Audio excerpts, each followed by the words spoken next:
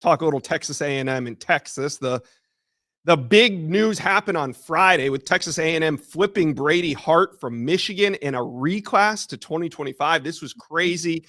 Steve, as we wait for Texas A&M and Texas to kick off, and we're going to go over some of the 5-star flips that are on campus right now, but let's rewind it one day to Friday.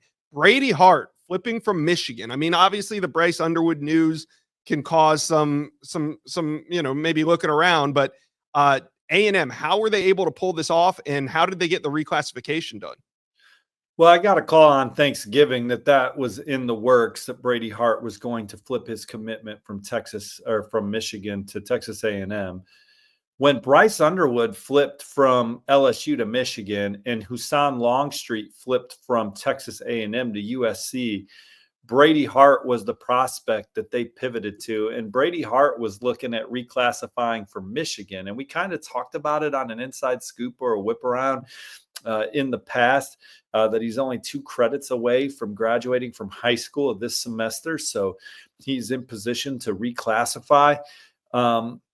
Texas A&M was a place that he visited in the spring and loved it. And they were one of the front runners for him. He also had a great visit to LSU.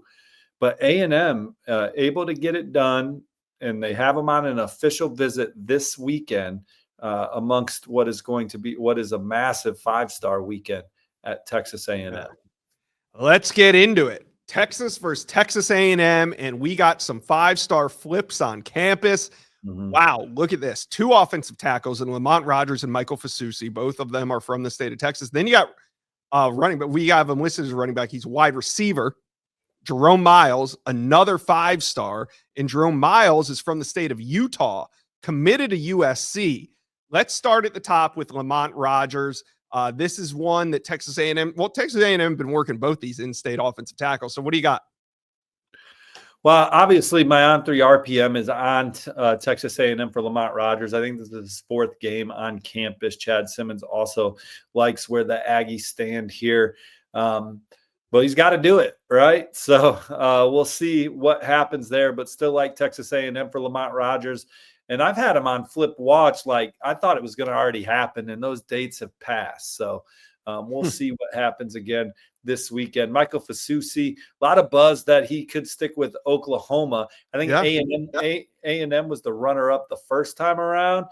Great relationship with Coach Cushing, the offensive line coach. He's done a lot of Zooms with Coach Adam Cushing, just talking X's and O's and player development and things of that nature leading up to his first commitment.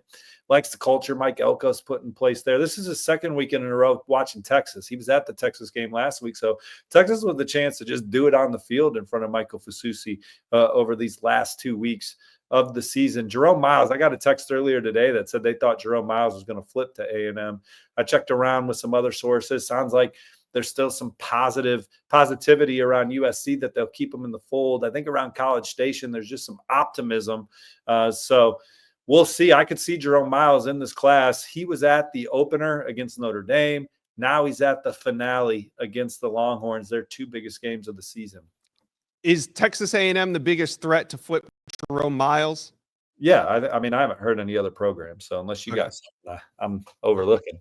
Well, I just remember he was a big-time commitment when they landed him. He kind of burst onto the scene, being from Utah, got elevated to a 5-star. So just hadn't heard much from him since that commitment to USC. I think maybe Colorado was a program mentioned at one point for Jerome Miles. Yeah, that would make sense. Yeah, but no, A&M's the only one I'm looking at right now. And again, text earlier today to keep an eye out for the Aggies, but that's just one source. So I'm trying to get some more on that.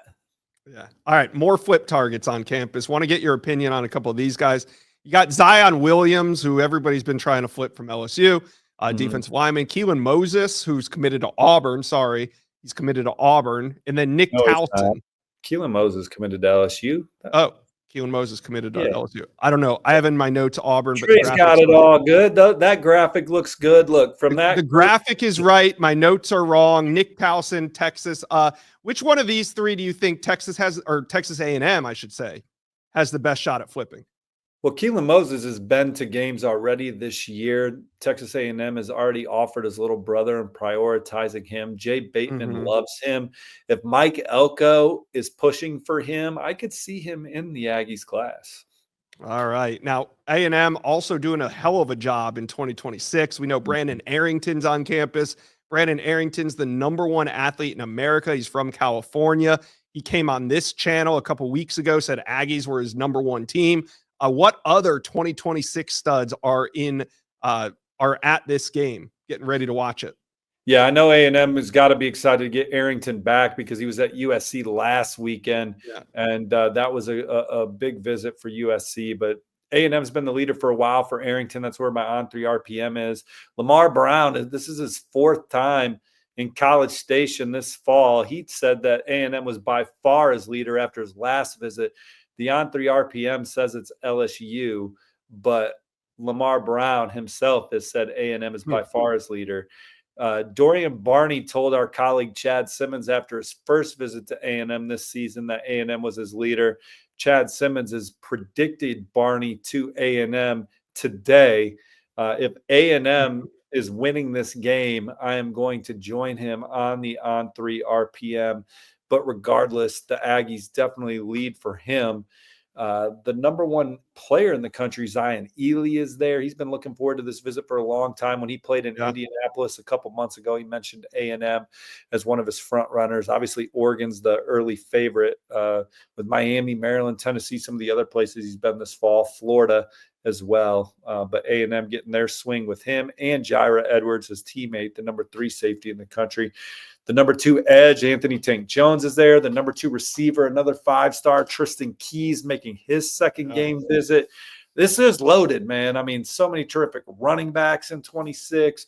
So the Aggies have a chance to finish with a top 10 class this cycle, and you would have to name them as a program that could finish #1 in 2026. They're in the top 5 right now, and this is a huge opportunity to really make a big impression on some of these 2026 recruits. And Josh, you and I followed college football for a long time. There are some great atmospheres.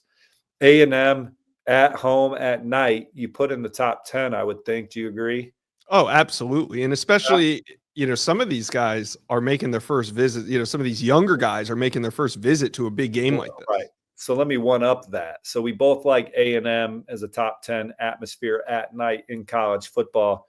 Then you rekindle the rivalry against Texas for the first time at night inside Kyle Field. I think that's going to juice it up a little bit more. Kind of like, look, when Florida returned earlier this season for their first home game after backing Billy Napier, people said the swamp felt different. I think Kyle Field's going to be even more charged up tonight. Yeah, I have a feeling it's going to be a negative type. Could be one of them Tennessee type. It